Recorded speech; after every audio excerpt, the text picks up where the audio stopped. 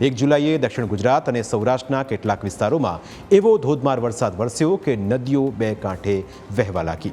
અમરેલીમાં ખાંભા ગીરના ગામડાઓમાં સતત બીજા દિવસે અંધરાધાર વરસાદ વરસ્યો।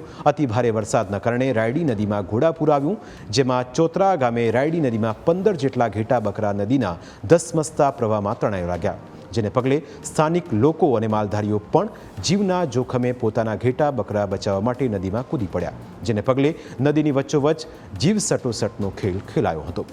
બીજી તરફ જેતપુરના ગ્રામ્ય વિસ્તારમાં અતિ ભારે વરસાદના કારણે ડાયવર્ઝન ધોવાઈ ગયું। દેવકી ગાલોલ ગામે ભારે વરસાદ વરસતા ડાયવર્ઝન ધોવાઈ ગયું, જેના કારણે હવે જેતપુરથી બગસરા જવાનો રોડ બંધ થઈ ગયો છે।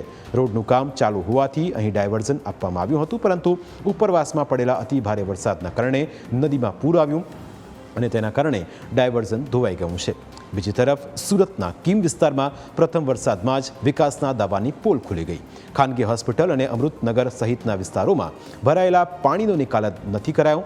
એટલું જ નહીં, કીમની ટ્રસ્ટ સંચાલિત સાધના હોસ્પિટલ કેમ્પસમાં બીજા દિવસે પણ પાણી ભરાયેલા જોવા મળ્યા, જેના કારણે દર્દીઓને ભારે હાલાકીનો સામનો કરવો પડ્યો।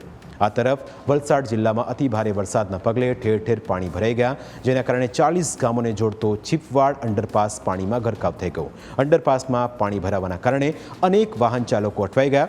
આ દર વર્ષની સમસ્યા છે। અહીં દર વર્ષે પાણી ભરાઈ જવું હોવાના કારણે લોકોને ભારે હાલાકીનો સામનો કરવા મજબૂર થવું પડ્યું। તેમ છતાં તંત્ર દ્વારા તેનો કોઈ જ ઉકેલ ન લાવવામાં આવતા લોકો રોષે ભરાયા છે। આ તરફ દમણમાં પણ વરસાદી માહોલ જામ્યો। દમણમાં એક જ દિવસમાં 6.62 ઇંચ વરસાદ પડતા ઠેર ઠેર પાણી ભરાઈ ગયા, જેમાં કચીગામ સોમનાથ વિદ્યુત ભવનમાં પણ મુખ્ય રસ્તા ઉપર પાણી ભરાઈ જતા લોકોને હાલાકીનો સામનો કરવો પડ્યો।